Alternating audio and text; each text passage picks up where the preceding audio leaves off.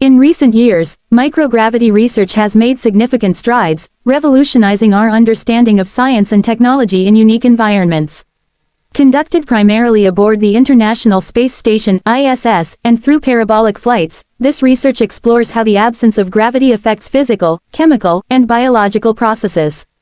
Breakthroughs in fluid dynamics have revealed how liquids behave in space, leading to advancements in fuel management systems for spacecraft and improved industrial processes on Earth.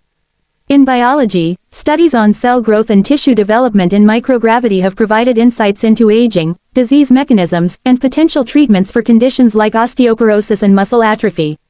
Additionally, microgravity has enabled the growth of high-quality protein crystals, enhancing drug development and structural biology.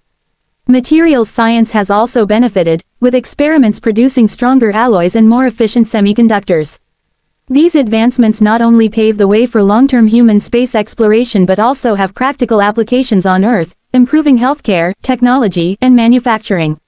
As space agencies and private companies expand access to microgravity environments, the potential for further discoveries continues to grow, promising a future where space-based research becomes integral to solving global challenges.